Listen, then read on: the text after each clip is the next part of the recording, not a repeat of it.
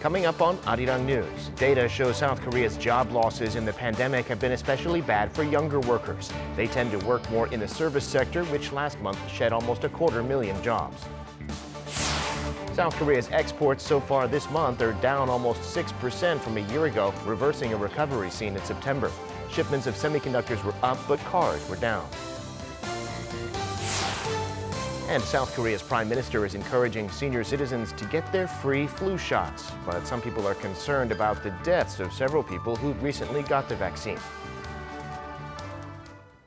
It's 5 o'clock p.m. here in Seoul. Thank you for tuning in to Arirang News. I'm Devin Whiting. Several people have died in South Korea shortly after receiving their annual flu vaccine. No link between the vaccine and their deaths has been found, but the reports have some people concerned, partly because last month 500,000 flu shots were recalled after they were stored improperly. Our Han Sung-woo has the details. Prime Minister Chung Se-kyun, in a briefing on Wednesday, said that he would visit vaccination sites to encourage the elderly to get vaccinated against the flu. I too will be on the site today to check how flu shots are being carried out and see if there is anything to improve. The government is providing flu shots to the young and elderly free of charge to reduce the burden on hospitals this winter amid the COVID-19 pandemic. But concern over the safety of the seasonal flu vaccines is mounting, as 9 people have died shortly after receiving the vaccine. At least 4 of those deaths came on Wednesday, including a Daegu man in his 70s who reportedly had Parkinson's disease, and a man in Jeju known to have had high blood pressure. The flu shots come from several different manufacturers, and the manufacturer of the vaccine given to the man in Jeju has not yet been disclosed. On Tuesday, a man in his 80s in Daejeon and a woman in her 70s in Gochang, Jeollabuk-do Province died one day after receiving the vaccine. A high school student in Incheon also died last week, shortly after having the vaccine. An epidemiological investigation is underway into the deaths, but as of now, no evidence has been found to suggest the deaths were caused by the flu vaccination. Han Sung-woo, Arirang News.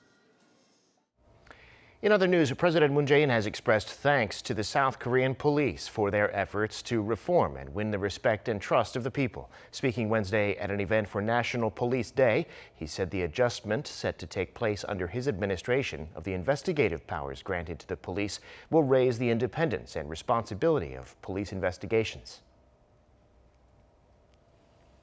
개혁 입법으로 경찰의 오랜 수고가 이루어지고 있는 만큼 당당한 책임 경찰로서 공정성과 전문성에 기반한 책임 수사 체계를 확립해 주기 바랍니다.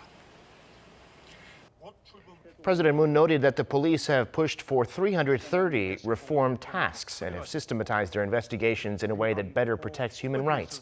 He called for determined efforts to establish the envisioned autonomous body for investigations, saying this will win the police more public trust in their capabilities. President Moon said the government will also do its part to support police officers and reform regulations that could hinder law enforcement. The Busan International Film Festival opened today, scaled down this year because of the pandemic, but it's also being held online. There will be no opening or closing ceremonies this year and no red carpet events. The organizers say that instead the festival will focus on presenting the films. Only a quarter of the seats in the venues will be available, tickets for which are for sale only online. Running until Friday, October 30th, the festival will be screening a total of 192 films from 68 countries.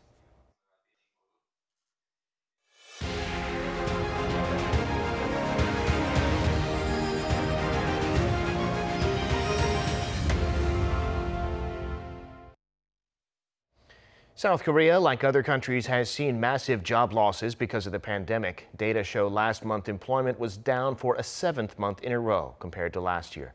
Bearing the brunt of these losses are South Korea's young people, as our Ji-young reports. The COVID-19 outbreak is wreaking havoc on South Korea's job market. According to job data released by Korea Development Institute on Wednesday, around 830,000 jobs were lost last month amid the resurgence of COVID-19. And the latest employment data from Statistics Korea shows that young people have been the worst hit by the jobs call. Young people between 15 and 39 saw huge on-year job losses in April, just after the first peak of COVID-19 in the country, and they saw more mass job cuts after another spike in cases in September. In April, that age group had roughly 420,000 fewer jobs than a year earlier, and in September, they had about 500,000 fewer jobs on year. One expert says young people were hit hardest as the majority of them work in the service sector. Due to the risk of getting infected, demand for local service businesses plunged. Related jobs were lost at a fast pace, and some of them were replaced with online or non-contact services. He added that local service businesses related to healthcare, beauty, leisure, education, and travel were hit hardest when there were surges in infections. The biggest job losses in September were in the restaurant and lodging sectors, which recorded a 10% fall or 225,000 fewer jobs last month than a year earlier. About 62% of the on-year job losses in the restaurant and lodging sectors were among those aged between 15 and 39. People in that bracket also accounted for about 85% of the on-year decline in education jobs. The total number of jobs in the restaurant, lodging, and wholesale sectors also hit a 7.5-year low at around 5.5 million jobs. It showed 9 straight months of on-year decline as the self-employed in those sectors were also hit hard as a result of the stricter social distancing measures. 엄지영, Arirang News. South Korea's exports so far this month are down 5.8% compared to the same period last year. According to the Korea Customs Service, exports came to $25.2 billion in the first 20 days of October. The daily average, however, rose on year by 5.9%.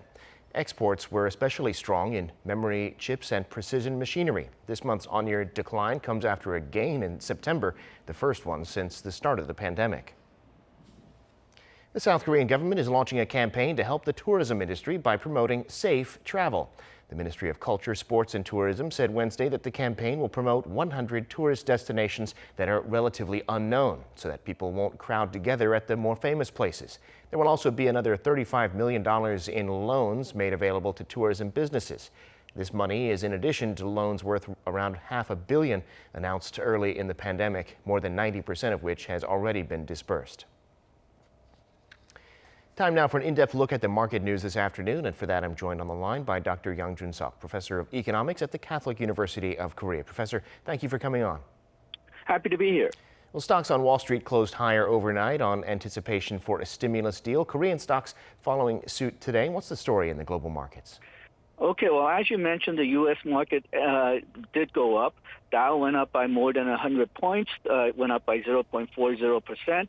S&P and NASDAQ rose by roughly similar amount. S&P by 0.47% and NASDAQ by 0.33%. But if you look at the daily movement from morning to the closing, then it actually went up a lot more during the late morning and early afternoon before falling, and that's because toward the end of the day, the U.S. stimulus negotiations hit a snag. There are reports that the Republican Senate has warned President Trump's White House that the Senate will not accept spending bill above $1 trillion. Now, the Senate Republicans seem to be trying to stop at least a large stimulus because, one, they want to now begin to try to separate themselves from President Trump, because right now all the polls are saying that President Trump is likely to lose. And so previously, while the Senate members were trying to support President Trump, now they're trying to be seem at least more independent from President Trump in case he loses the election. And then the second calculation behind this is that the Senate Republicans seem to feel that large stimulus package will help the Democrats more than Republicans. So because the Senate is saying that they will not pass a large stimulus bill, they will at best reintroduce the $500 billion bill that they had introduced earlier, right now the stimulus seems a bit further away from the realization than it did yesterday. The European market seems to be since they've gotten that news, its performance has been mixed, let's say, and Euro 50 has gone down, CAC has gone down, but DAX has gone up. Asian markets, Shanghai, it's also mixed. Shanghai has gone down by 0.092%. Hang Seng Hong Kong rose by 0.89%. Nikkei rose by 0.31% following the U.S. trend. And Kospi and Kosdaq also seem to be following the U.S. trends. Both of them rose today. Kospi by 0.53%, Kosdaq by 0.73%. For Kospi, institutions and foreigners bought while individuals sold. Kosdaq, individuals and institutions bought, but the foreigners sold their stocks. Right. Well, the big deal this week is that SK Hynix is buying Intel's NAND memory business now for $9 billion. This will be the biggest acquisition ever by a Korean company. What's going to come out of this deal? Okay, well, both the U.S. press and the Korean press seem to be looking at this deal favorably. Now, in the short term, there are some concerns that SK may have some cash burden, but in the long term, most Korean and U.S. analysts believe that this deal will be helpful to both companies. From Intel's point of view, they actually lost money on their memory division between 2016 and 2018 before making a slight profit last year. And then Intel has been having some manufacturing problems, and they've also been affected by price changes in NAND memory chips. Now, Intel, because they concentrate more on making CPU chips, very expensive value-added chips, it seems that they're going to get rid of the memory division and concentrate on the higher value-added CPU chips. But it is also reported that Intel will be keeping the advanced 3D X-point memory technology that they developed with Micron technology. So they will be keeping some interest in memory, but just not in NAND memory. Now, with SK purchasing the Intel's NAND memory division, SK will now become the second largest NAND memory maker. SK had wanted more capacity because, well, the NAND memory division is working out to be very profitable for SK Hynix, and with this purchase, they will rise from the sixth largest NAND memory producer to second largest. They will hold 19% market share. The only perhaps downside for Korea in this is that most of their production facility is actually in China. SK had been operating in factories in Wuhan, and the new Intel purchase will involve factory in Dahan. Now, the purchase is to be completed by 2025, but it still needs to be approved by competition authorities in U.S. and Korea. Well, we're almost out of time, Professor, but we just heard that Korea's exports so far this month were down by 5.8%, but on a daily average basis, they were up. What do you make of these numbers? Okay, that was a bit predictable because we had Chuseok for the first 2 days of the year, so the working day was down by 1.5 days compared to last October. But the more sobering aspect of this statistics is that exports to the United States and China seems to be down, and that may signal that the recovery from the coronavirus may not go as well as we had hoped. Also, last month, the automobile exports had scored a big increase, so we were hoping that the automobile exports would recover as well. But sadly, right now, for the first 20 days of the October, the automobile exports fell by 7.6%. Hopefully, they can pick it up toward the end of the October, but still, for the automobile industry, this was a bit of a disappointing figure. All right, we'll have to leave it there for today. Thanks so much, Professor, for sharing your insights. Thank you. Today, October 21st, is Hanbok Day, designated by the government, as its name suggests, as an occasion to celebrate and wear Korea's traditional clothing. The city of Seoul held a fashion show featuring designs both traditional and modern. Arirang's Jang Tae-hyun was there. This fashion show in Seoul is anything but ordinary. The models on the catwalk are wearing traditional Korean clothes, Hanbok, to celebrate Hanbok Day on October 21st. This remarkable live-streamed fashion show is an opportunity to spread the beauty of Hanbok and a chance to boost the country's fashion industry. Only a limited number of people could attend due to COVID-19 restrictions, but people can watch the show online and even buy Hanbok for themselves. They can go into the online store called Naver Designer Window and buy it there. When watching it through Shopping Live, they can touch the screen to buy the clothes.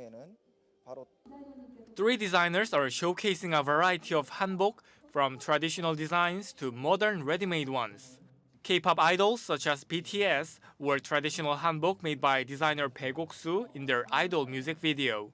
One of the designers said that they have started making trendy, modern versions of hanbok to get the younger generation interested in wearing it.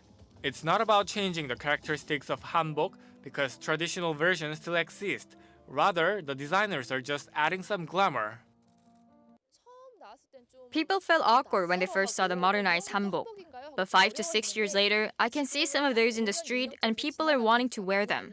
Actually, even teenagers ask their parents if they can buy hanbok for them. Her brand gets orders from 52 countries and sells up to 60 hanbok dresses every month. The modern hanbok are about 30% cheaper than the traditional ones, so people are more open to wearing them in their daily lives. Chang Tae-hyun, Arirang News.